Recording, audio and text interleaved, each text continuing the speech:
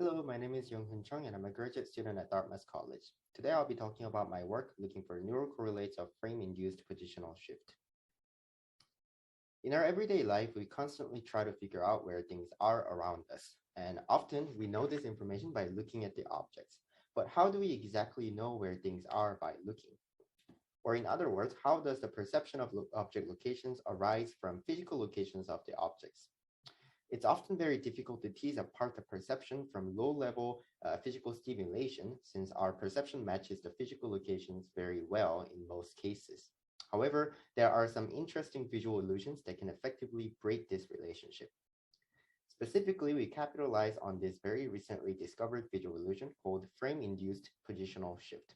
It's much easier to show you than to describe, so here is a demo. So on this video, hopefully you see the ladybugs on the left and right sides. But when the moving frame is gone, you realize that they were aligned to the center the whole time. While the exact mechanism of this illusion is still under investigation, this phenomenon provides us a great opportunity to examine how visual systems compute spatial locations of objects, as this is a very strong example where perceived object locations differ from their physical locations. Here, we are using EEG measures to tease apart the timing for perceived illusory location and percepts of physically offset objects. Specifically, we are looking for P1 and N1 ERP components, which are two visually evoked potentials, or VEPs, that happen when you receive visual inputs. P1 appears around 100 milliseconds after you receive an input, and this is known to reflect an early feed-forward visual component. On the other hand, N1 appears after P1 and is known to reflect a later visual component involving feedback information. By looking at the time course of these two components, we can figure out how perception of locations arises. And this is possible because our visual system is organized in a contralateral fashion. This means when you are physically seeing something that is on one side, you get larger VEP amplitudes over the contralateral occipital cortex with respect to the physical stimulus. But what about the illusion case? In this case, physically, the dot is always in the center, but you perceive the dot to be either on the left and right sides. This results into two possibilities of a VEP time course. First, it might be that early VEPs reflect the physical location of the objects. In this case, the amplitudes of left and right side VEPs will be the same. However, later VEP that involve feedback information may reflect the perceived locations of the dots. In this case, just like seeing physically offset dots, you should see lateralized VEPs. In general, by looking at EEG data, we can figure out how time courses of these two conditions diverge, which can tell us at what point in time does perception of location arise.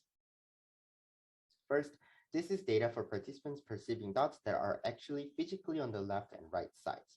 The distance between these two dots are matched to the magnitude of illusion for each participant. That means this is where the participants actually perceive the dots when they see the illusion.